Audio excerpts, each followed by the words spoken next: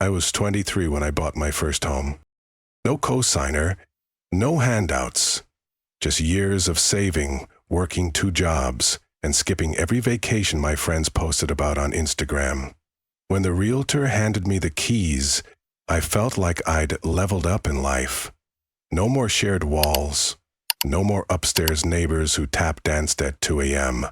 This was mine. At least, that's what I thought. Until Karen showed up. It was literally my first weekend living there. I was unpacking boxes, blasting some classic rocks through my Bluetooth speaker, when I noticed a woman standing just inside my open garage. She didn't knock. She didn't call out. She just stood there, judging. "Can I help you?" I asked, wiping sweat from my forehead. "You renting?" she said, eyes darting to my U-Haul truck. "Nope," I said, "bought it." She blinked. "At your age?" I smiled. Surprised me too. She narrowed her eyes. "Do you have proof of that?" I thought she was joking. She wasn't. "I'm Karen," she added, like that clarified anything. "President of the HOA? "Oh, well, congrats," I replied, unsure what else to say. She huffed. "We just like to make sure homeowners know the rules. This neighborhood has standards." I nodded slowly. "Okay. Want a cold water or something?" She ignored the offer. "We'll be keeping an eye on your compliance." Then she turned and walked off, her tiny dog yapping behind her like a wind-up toy. That was my introduction. Most people get cookies from their neighbors. I got surveillance. Over the next few days, I caught Karen driving slowly past my house. Sometimes she'd stop, jot something down in a notebook. Once, I saw her snap a photo of my mailbox. I wasn't worried. I'd bought the place fair and square. My credit score could beat up most people's. But something told me this woman wasn't just nosy. She was hunting for a reason to make trouble. That suspicion turned into certainty 3 days later when I got my first HOA violation notice. Apparently, my garbage bin had been visible from the street for 2 hours past collection time. 2 hours. It wasn't even my fault. The truck had come late and I'd been at work. But the letter was clear. Repeated infractions may result in fines or other corrective measures. I posted it on Reddit, half laughing, half panicking. The comments were brutal. Classic Karen move. Full documenting everything, trust me. HOAs are mini dictatorships with clipboards. So I did. I installed a Ring camera. I saved every letter. I started keeping my trash can inside my garage like it was a contraband item. But the more I complied, the more violations showed up. Your car is parked too close to the sidewalk. Your front door color is not in harmony with the community. Unapproved lawn decorations. The decoration? A small solar light, shaped like a gnome. At one point, I caught Karen staring at my house with binoculars from across the street. When I waved, she ducked behind a bush. It would have been funny if it wasn't so exhausting. I thought about selling, just cutting my losses and escaping the madness. But then I remembered, I worked for this. I earned this home. I wasn't about to get bullied out of it because someone didn't like the way my driveway looked. And that's when the eviction notice showed up. But the envelope was taped to my front door like it was something official. Red lettering, bold font, and Karen's signature scrawl at the bottom like she was the judge, jury, and executioner of my fate. Notice of immediate eviction, non-compliance with HOA statutes. I read it once, then twice. I even Googled a few of the phrases to be sure I wasn't hallucinating. Turns out, it wasn't real, not even close. It looked legit, watermark and all, but the language was totally off. There were no case numbers, no court stamps, and the issuing authority listed was simply President of Willow Creek Estates, HOA. She literally made up her own legal form. My blood boiled. I called the county clerk's office just to confirm. The woman on the phone laughed out loud when I read it to her. "Oh, honey, that's not an eviction notice. That's a neighbor with a printer." So I called Karen. She didn't pick up. But a few minutes later, I heard footsteps outside. There she was again, on my lawn, holding a clipboard like it was a weapon. "I saw you got the notice," she said, as if she hadn't hand-delivered it herself. "If you leave quietly, we won't escalate." I stared at her. "You do realize I own this house, right?" She sniffed.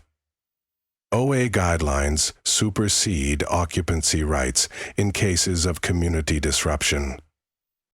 That was word salad, probably from some HOA blog written in Comic Sans. "Karen, you don't have the authority to evict anyone. And that notice you made? That's called a fake legal document." Her face twitched. "I could call the cops right now," I added. "But I'll give you one chance to walk away and pretend this didn't happen." Instead of backing off, she doubled down. "I've contacted our legal committee. You'll be removed by the end of the week."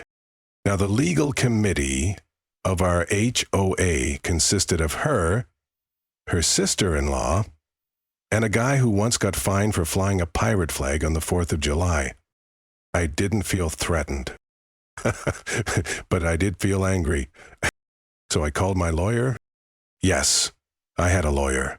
I wasn't just some naive 23-year-old trying to wing it through homeownership. I was the 23-year-old who worked in digital contracts all day and read real estate Reddit at night. I'd been waiting for a reason to test my legal insurance, and oh boy, did she deliver. My lawyer sent Karen a cease and desist within 24 hours, citing harassment, impersonation of legal authority, and threats of property interference. We even attached the forged eviction letter and a screenshot from my security camera, Karen taping the envelope to my door, clear as day. But here's the best part. Right after we sent the letter, Karen tried to escalate.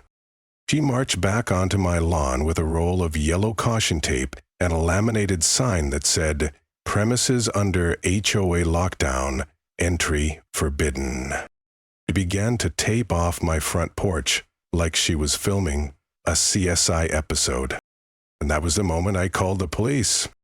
They arrived 6 minutes later. Karen was mid-rap when the squad car pulled up. An officer walked up to me while another approached her. I played the footage from my doorbell cam, showed them the fake notice, and handed over the cease and desist letter. Meanwhile, Karen was yelling about how community rules override individual entitlements.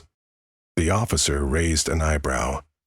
"Ma'am, this isn't an HOA issue anymore. This is potential fraud." Karen froze. "You forged a legal document," he continued, "and trespassed on private property after written warning." She opened her mouth, but he didn't wait. He turned her around, cuffed her gently, and read her rights while the entire block peeked through blinds like it was the season finale of Desperate Housewives. As she was led to the cruiser, she shouted over her shoulder, "This isn't over. He doesn't belong here." I just waved and whispered, "You're right about one thing. It's not over. It's just starting." News of Karen's arrest spread faster than free donuts at an office meeting.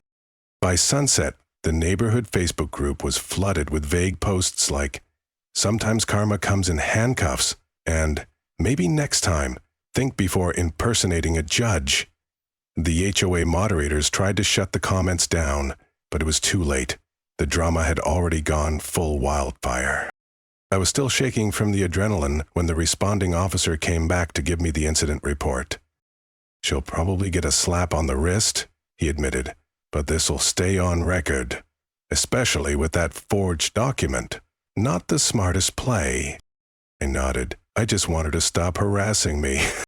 "You've got your cameras, you've got your lawyer, you're doing it right." He paused, and for what it's worth, Nice house. Not many folks your age pull this off. That meant more than I expected. Because if there was one unspoken thread in all of this, it was that Karen didn't just hate my front door color or trash bin placement. She hated that someone like me, someone young, someone who didn't fit her country club aesthetic, had dared to own a home here. This wasn't about property. It was about prejudice. I got dozens of messages over the next few days. Neighbors who had previously stayed quiet now spoke up. Hey, just wanted to say, I've seen how she treated you, total bull. She fined us last year for Christmas lights up past New Year's. We didn't even celebrate Christmas. You handled that with class. I would have lost it. The best message, though? It came from a woman named Elaine Swaltz, one of the longest tenured homeowners in the community. She knocked on my door, homemade banana bread in hand. I've lived here since 1993, she said, and I've seen more Karens come and go than I can count. But you? You stood up in a way most adults don't. You got guts, kid. I laughed. Mostly just a camera system and unlimited cell data. But deep down, her words landed. I'd come into this fight expecting to be underestimated, and I had been. But now, people were seeing me differently. Even the HOA, which up to this point had treated me like a teenager squatting on their golf course, started to shift its tone. An email arrived from the interim president. Turns out Karen's arrest triggered an emergency review of her actions, and she was indefinitely suspended pending investigation. They offered a formal apology, claimed her behavior did not reflect the values of the HOA, and promised new oversight protocols. Translation, please don't sue us. I replied simply, thanks, but I'll be attending all meetings from now on. I didn't want power. I wanted peace. But if they thought I'd sit back and let people like Karen dictate how I lived, they were sorely mistaken. The next board meeting was a sight to behold. I walked in wearing my Don't Tread on Me hoodie, took a seat in the front row, and watched as every single board member squirmed under my gaze. I didn't say much, just took notes, smiled occasionally, let them wonder what I was planning. Karen, she never came back. She ended up with a misdemeanor, a $1,500 0 fine, and a restraining order barring her from setting foot on my property ever again. Word is, she moved out of the neighborhood 2 months later, listed her house under a pseudonym, sold at a loss, and vanished into whatever HOA afterlife ex-presidents go to. I planted a little garden where she used to stand with her binoculars and flowers, mostly all loud, unapologetically bright, kind of like me. Life settled into a quiet, steady rhythm after Karen's departure, the kind of calm I'd imagined when I first bought the house. No more bogus notices, no more morning stakeouts from across the street. Just me, my home, and the simple dignity of being left the hell alone. The garden bloomed like a symbol of resistance, those sunflowers rising defiantly against the same sky Karen once squinted into with binoculars. Neighbors stopped by more often now, not out of nosiness, but with genuine friendliness. Someone brought over a lawn chair and left it as a peace offering. Another offered to help repaint my fence if I ever needed it. For the first time since I moved in, I felt like I was part of a community, not a suspect under surveillance. Then came the kicker. At the next HOA election, a few folks asked if I'd consider running for the board. But at first, I laughed. Me, the 23-year-old target of their former dictator-in-chief. But the more I thought about it, the more it made sense. Not to get power, but to keep people like Karen from ever holding it again. So I ran, and I won. the youngest HOA board member in the neighborhood's history. On my first day, I proposed a transparency and rights packet for new homeowners, outlining what HOAs can't do, how to spot illegal practices, and how to file formal complaints without fear of retaliation. It passed unanimously. A couple of older members even patted me on the back after. The thing is, Karen thought she could intimidate me out of my own home because I was young, because I didn't fit her idea of what a homeowner looked like. But here's what she, and people like her, never understand. Respect doesn't come from a title. It comes from how you treat people. In age, it doesn't make you wiser by default. Sometimes it just gives you more years to perfect your ignorance. I still remember the day I got the keys to this place. How proud I was, how hopeful, and, yeah, how scared too. Now I walk through my front door and feel something deeper. Ownership. Not just of the house, but of my story. To anyone out there being bullied by their HOA, here's my advice. Document everything, know your rights, and never underestimate how far a Karen will go when she thinks no one will stop her.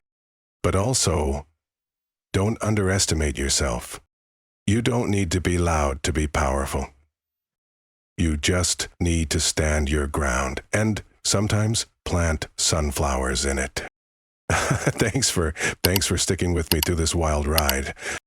If you've had your own HOA nightmare or triumph over one, drop it in the comments. I'd love to read it. And hey, hit that like button, subscribe for more stories, and share this video with someone who needs a reminder. You don't have to be old to own your space. You just have to be bold.